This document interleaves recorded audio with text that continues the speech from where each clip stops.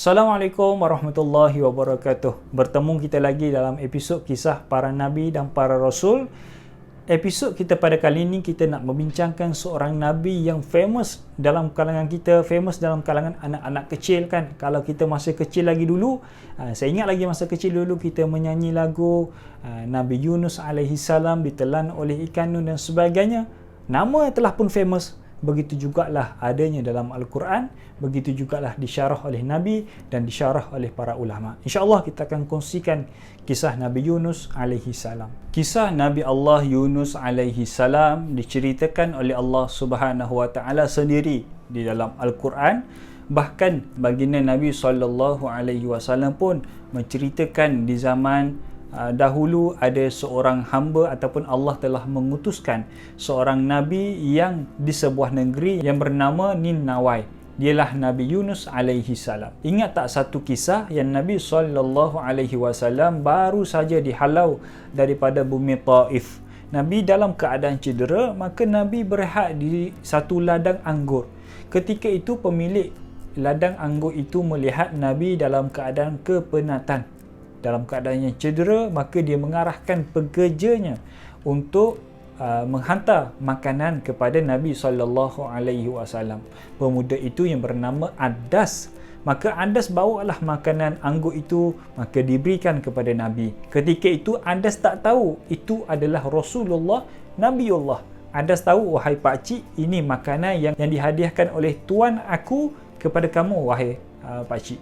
Maka ketika itulah Adas tak tahu itu siapa, maka Adas memerhati gerak-geri cara makan Nabi SAW. Maka Nabi perasan yang Adas sedang melihat dia, maka Nabi memanggil Adas. Maka Nabi tanya, "Man antum, siapakah kamu dan di mana kamu berasal?" Maka ketika itulah Adas bagi tahu, "Aku adalah pemuda bernama Adas dan aku berasal daripada Ninawai." Dan ketika itulah Nabi kata, "Ninawai," maka itulah tempat lahirnya seorang nabi yang bernama Yunus ibn Matta. Ketika itulah Adas terkejut. "Bagaimana kamu, wahai pakcik, tahu yang di kampung aku, di tempat aku ada seorang nabi yang bernama Yunus ibn Matta? Sesungguhnya seluruh masyarakat Arab pada hari ini mereka tak kenal nama Yunus ibn Matta. Bagaimana kamu kenal, wahai pakcik?" Ketika itulah kata Nabi SAW, "Wahai anak muda, wahai Adas, sesungguhnya apa yang dibawa oleh Yunus ibn Matta ataupun Nabi Yunus adalah sama yang dibawa oleh aku. Nabi Yunus seorang nabi dan seorang rasul, begitu jugalah aku seorang nabi dan seorang rasul. Ajaran yang dibawa oleh Nabi Yunus sama dengan ajaran yang dibawa oleh aku, dan Tuhan Nabi Yunus sama dengan Tuhan yang aku beriman kepada hari ini." Maka tak lama kemudian berimanlah Sayyidina Adas kepada Nabi SAW.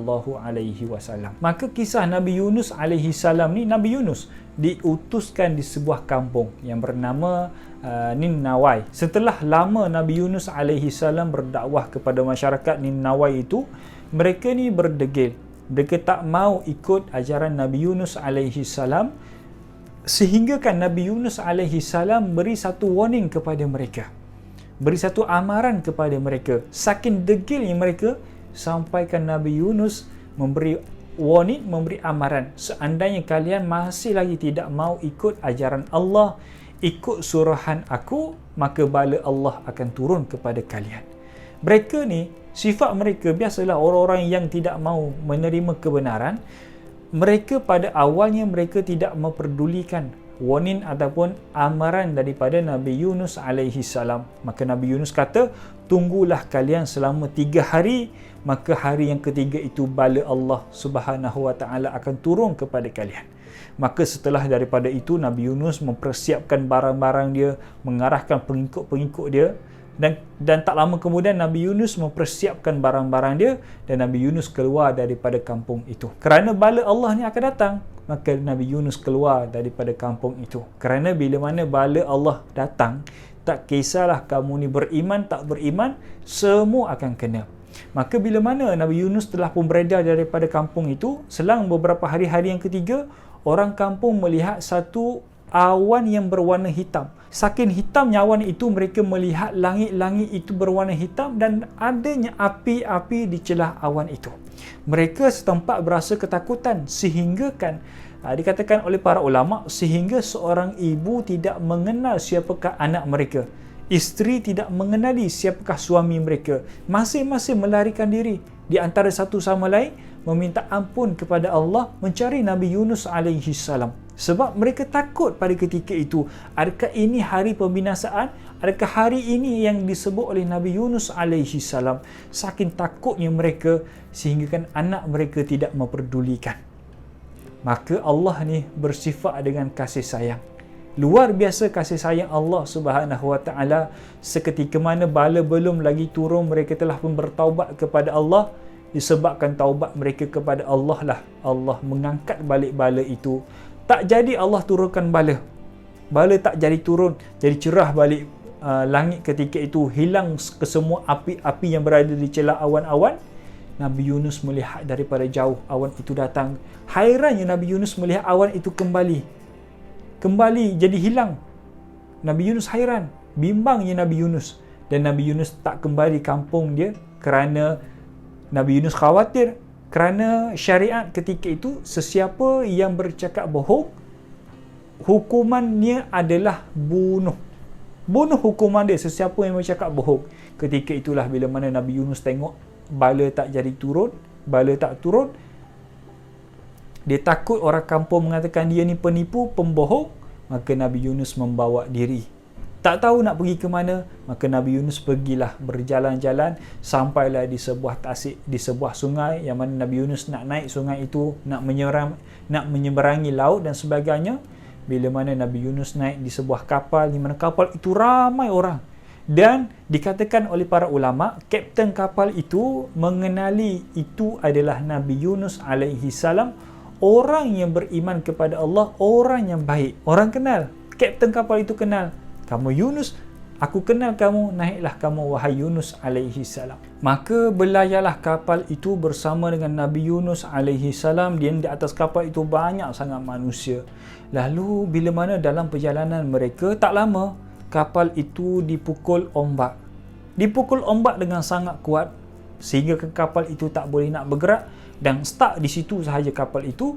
Lama kelamaan kapal itu akan karam kalau berterusan begitu. Maka kata salah seorang ataupun kata Nabi Yunus alaihi salam, sesungguhnya kapal ini tidak akan bergerak kerana di atas kapal ini ada satu orang manusia yang melarikan diri daripada arahan ataupun perintah daripada Allah Subhanahu Wa Taala. Dan kapten kapal itu tanya kepada Nabi Yunus, wahai Nabi Allah Yunus, siapakah orang yang dimaksudkan oleh kamu? Maka kata Nabi Yunus, akulah orangnya. Akulah orang yang melarikan diri daripada perjuangan suruhan Allah Subhanahu Wa Taala. Ingat, selagi mana orang ini tidak terjun, tidak keluar daripada kapal ini akan berterusan dipukul ombak dan kapal ini akan karam dan akan mati kesemua dalam kalangan kita. Maka ketika itulah kapten kapal kata, tak boleh wahai Nabi Allah Yunus. Aku tahu kamu ni orang yang soleh. Aku tahu kamu orang baik. Bagaimana mungkin aku nak campak kamu ke dalam sungai, ke dalam laut yang tak tahu ada apa dalam laut? Bagaimana mungkin aku nak perlakukan kamu begitu wahai Nabi Allah Yunus? Maka Nabi Yunus kata, tak boleh. Aku kena turun juga. Maka bila mana berdialog dua orang ini, ketika itulah cadangan daripada Nabi Yunus, baiklah kita buat satu undian.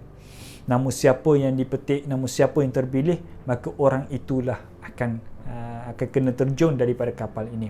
Maka ditulislah nama masing-masing setiap orang dalam kapal itu. Pilihan pertama, cabutan pertama yang dicabut namanya Nabi Yunus alaihi salam. Maka kapten kapal itu kata, bagaimana mungkin? Mustahil, mungkin ada satu kerosakan, kesilapan. Kita buat undian kali kedua. Undian kali kedua pun nama Nabi Yunus juga dipilih, dan undian kali ketiga kata kapten kapal, kita buat undian terakhir. Bagaimana Nabi Yunus orang yang soleh, aku kenal Nabi Yunus, tak boleh Yunus alaihi salam terjun daripada kapal ini. Maka undian yang ketiga juga menyedihkan hati kapten kapal itu kerana nama yang tertulis di kertas itu adalah nama Yunus alaihi salam. Maka kata Nabi Yunus, baiklah, aku terpaksa terjun daripada kapal ini kerana kalaulah berterusan kapal ini akan karam dan akan memudaratkan kalian kesemuanya. Maka ketika mana Nabi Yunus alaihi salam berada di hujung kapal, kan ada papan berada di hujung kapal papan tu, maka Nabi Yunus nak terjun dalam laut yang tak tahu bagaimana nak survive. Apabila Nabi Yunus terjun saja daripada kapal itu, maka daripada jauh datang satu ekor yang tak tahu datang daripada mana, satu ekor ikan nun ataupun ikan paus datang secara tiba-tiba dan membukakan mulut yang sangat luas dan menelan Nabi Yunus alaihi salam ketika itu. Peristiwa itu dilihat oleh semua penghuni kapal. Menjerit penghuni kapal, mengatakan Nabi Yunus telah pun mati, Nabi Yunus telah pun dimakan oleh ikan dan sebagainya, dan berita akan Nabi Yunus ditelan, dimakan oleh ikan yang besar sampai kepada seluruh masyarakat ketika itu, sampai kepada orang kampung Nabi Yunus alaihi salam, umat Nabi Yunus alaihi salam. Dan ketika itulah mereka yang berada di kampung dalam keadaan kesedihan, bersedihnya mereka. Kata mereka, disebabkan kitalah Nabi Yunus mati, disebabkan kitalah Nabi Yunus ditelan, disebabkan kitalah Nabi Yunus membawa diri. Berterusan rasa bersalah dalam kalangan masyarakat ketika itu. Nak minta ampun dengan Nabi Yunus, tak tahu Nabi Yunus ke mana. Nabi Yunus hidup ataupun telah pun mati, tak tahu. Maka mereka berterusan minta ampun kepada Allah. Rasa bersalah mereka sangatlah mendalam. Maka ketika mana Nabi Yunus ditelan oleh ikan nun, ditelan oleh ikan paus yang sangatlah besar, sampai ke perut ikan paus. Dan ketika itulah kata para ulama, ikan paus pergi ke lautan yang lebih dalam, lebih dalam. Dan ketika itulah Nabi Yunus mendengar yang mana haiwan-haiwan, tumbuh-tumbuhan, kehidupan di dasar laut ketika itu sedang berzikir kepada Allah Subhanahu wa taala. Nabi Yunus dengar yang mereka keseluruhan tengah berzikir, sedang berzikir kepada Allah Subhanahu wa taala. Dan ketika itulah Nabi Yunus bila mana dengar kehidupan di dasar laut sedang berzikir kepada Allah, terus Nabi Yunus berzikir kepada Allah Subhanahu wa taala. La ilaha illa anta subhanaka inni kuntum minaz zalimin. Ketika mana Nabi Yunus berzikir kepada Allah, seluruh para malaikat terkejut kerana mereka mendengar satu suara yang mereka familiar. Suara ini, mereka tahu suara ini macam familiar, tapi suara ini berasal daripada satu tempat yang bukan kebiasaan manusia boleh sampai, iaitu di dasar laut. Hairan, heboh dalam kalangan para malaikat, suara siapakah ini? Adakah ini suara Nabi Nuh? Adakah ini suara Nabi Yunus? Lalu bagaimana Nabi Yunus boleh berada di dasar laut, dan bagaimana Nabi Yunus boleh hidup di dasar lautan? Wallahu a'lam berapa lama Nabi Yunus berada di dalam perut ikan nun. Macam-macam pendapat membahaskan isu berapa lama Nabi Yunus ditelan oleh ikan nun ataupun ikan paus. Sebab itulah, kalaulah tidak dikeranakan Nabi Yunus itu berzikir kepada Allah Subhanahu wa taala pada ketika itu, nescaya kata Nabi SAW, Nabi Yunus akan kekal dalam perut ikan nun, dalam perut ikan paus sampailah ke hari kiamat. Tapi disebabkan Nabi Yunus berzikir kepada Allah, maka disebabkan itulah rahmat Allah, kasih sayang Allah, Allah mengarahkan sampai satu tempoh, Allah mengarahkan ikan nun ataupun ikan paus untuk mengeluarkan balik Nabi Yunus alaihi salam daripada perutnya di tempat asalnya. Maka sampai satu ketika ikan paus naik ke daratan mencari tempat untuk mengeluarkan Nabi Yunus alaihi salam. Maka bila mana Nabi Yunus keluar daripada perut ikan nun, perut ikan paus, dalam keadaan yang sangatlah busuk, penuh dengan lendir-lendir, berada dalam perut kan. Apa benda yang tak ada dalam perut, semua ada dalam perut. Makanan-makanan yang pelik, yang tak pelik dan sebagainya. Maka begitulah terjadi kepada tubuh badan Nabi Yunus alaihi salam, penuh dengan lendir, penuh dengan busuk dan sebagainya.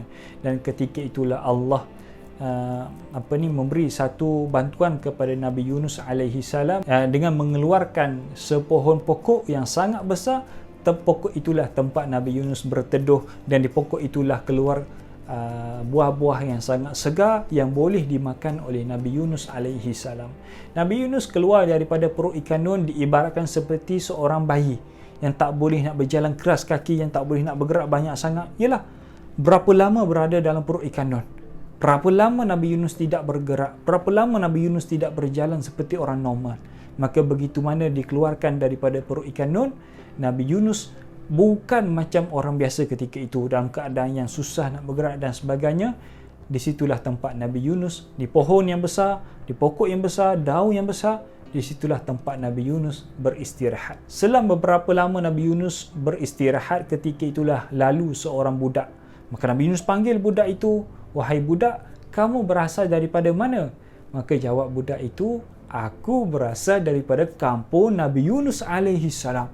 Dia tak tahu yang depan dia, yang tanya soalan kepada dia itu adalah Nabi Yunus alaihi salam. Kerana orang kampung ketika itu menganggap yang Nabi Yunus telah pun mati, Nabi Yunus telah pun ditelan oleh ikan nun, Nabi Yunus telah pun hilang. Sebab itulah dia tak expect yang di depan dia itu adalah Nabi Yunus alaihi salam. Maka bila mana Nabi Yunus memperkenalkan, "Akulah Yunus ibn Matta," Nabi Yunus alaihi salam, terkejut budak itu, kerana budak itu warning, "Wahai pakcik, berhati-hati, bercakap bohong, hukumannya bunuh."